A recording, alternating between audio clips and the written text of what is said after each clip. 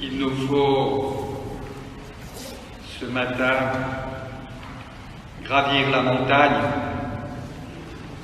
Restons assis, mais gravissons cette montagne, montons en pensée ou en imaginaire, en imagination, parce que ceux qui connaissent la Terre Sainte ont cette expérience d'avoir gravi des montagnes là-bas. Cette montagne que gravit d'abord Abraham. Dieu mit Abraham à l'épreuve. Prends ton fils, ton unique, celui que tu aimes, Isaac, va au pays de Moria, et là tu l'offriras sur la montagne en holocauste. Et Abraham obéit. C'est incompréhensible pourtant.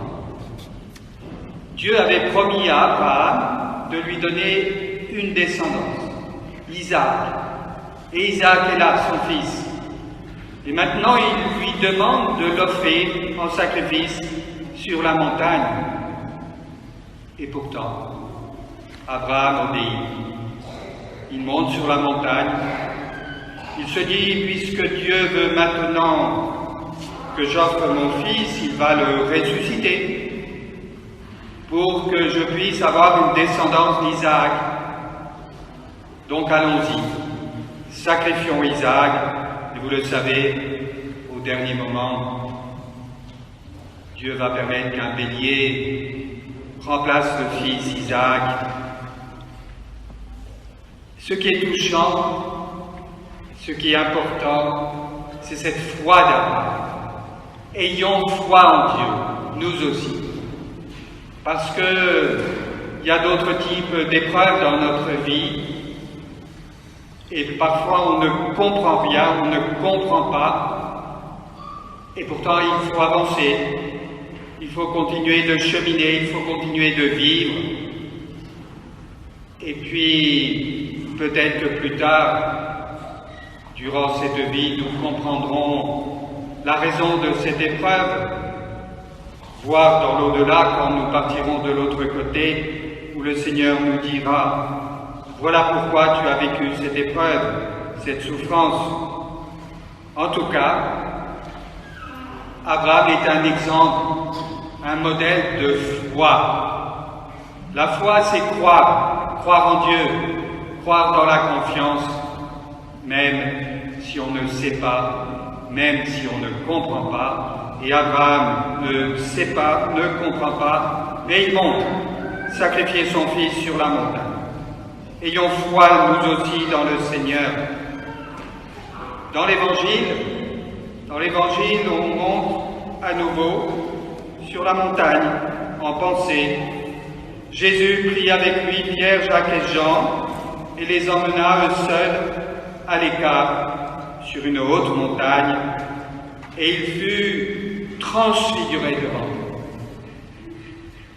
La transfiguration, racontée par Matthieu, par Marc, par Luc, par Jean, c'est Dieu qui montre que son Fils est Dieu.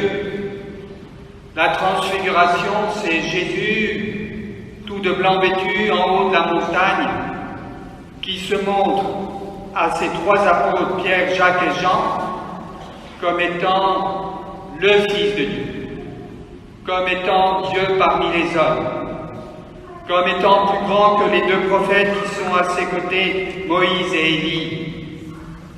La transfiguration de Jésus sur la montagne, c'est l'affirmation secrète, d'abord pour Pierre, Jacques et Jean, que cet homme qu'ils ont accompagné durant toute sa vie terrestre est venu de Dieu, que c'est Dieu parmi les hommes et qu'il va retourner vers Dieu. Croyons-nous aussi que Jésus est le Fils de Dieu. Certes, il est homme, il est fils de son peuple, fils du peuple juif, mais il est aussi totalement Dieu. Nous le croyons et nous devons en témoigner, nous devons l'affirmer. C'est cela être chrétien, c'est cela être missionnaire. C'est dire oui, moi je crois en Jésus, Fils de Dieu. C'est Dieu parmi les hommes. Et puis ensuite, bien sûr, il y a l'annonce de la croix et l'annonce de la résurrection. Jésus leur ordonna de ne raconter à personne ce qu'ils avaient vu avant que le Fils de l'homme soit ressuscité d'entre les morts. Oui, Jésus veut aussi préparer ses apôtres à cet événement terrible de la croix. D'ailleurs, ils vont s'éloigner de lui, ils vont l'abandonner, ils vont s'écarter. Et puis, en même temps, il les prépare aussi à le reconnaître quand il ressuscite et à le reconnaître vrai homme et vrai Dieu. Alors, revenons au premier texte, à la Genèse, parce que le Fils, dans le texte de la Genèse, c'est Isaac. Et que nous dit le livre de la Genèse? C'est le Fils bien-aimé d'Abraham. Et nous savons par les évangiles que Jésus est le Fils bien-aimé du Père du ciel, de Dieu notre Père. Ainsi, nous comprenons que ce sacrifice d'Isaac annonce le sacrifice du Christ. Le sacrifice prévu pour Isaac, c'est Abraham qui donne son fils à Dieu, ou plutôt qui redonne son fils à Dieu.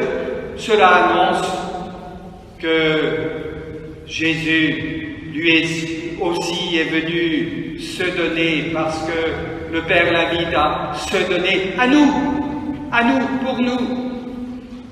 Jésus va mourir sur la croix, contrairement à Isaac cette fois, parce qu'il prend sur lui le mal, le péché de l'humanité, et qu'il nous ouvre le chemin de la résurrection, et qu'il nous ouvre le chemin de la vie éternelle, parce qu'il est vivant, ressuscité, après être mort sur la croix. Voilà la compréhension aussi de ce texte du livre de la Genèse. Cela annonce le sacrifice du Christ qui ira, lui, jusqu'au bout. Parce que Isaac ne va pas mourir sur la montagne de Moria, Jésus, lui, va mourir sur la croix. Alors ce Jésus, oui, il est homme et Dieu, il est Dieu et homme. Nous le comprenons, nous le croyons, nous le vivons. Et c'est en lisant la parole de Dieu et en la méditant et en la comprenant que nous irons, nous aussi, jusqu'au bout de notre vie et jusqu'au bout de ce chemin spirituel aussi que nous faisons.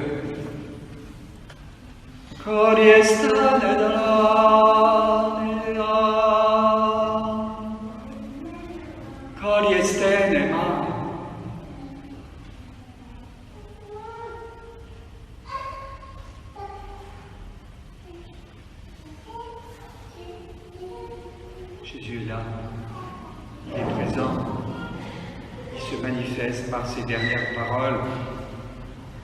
Croyons-le, vivons-le, faisons entrer le Christ en nous, dans notre cœur. Amen.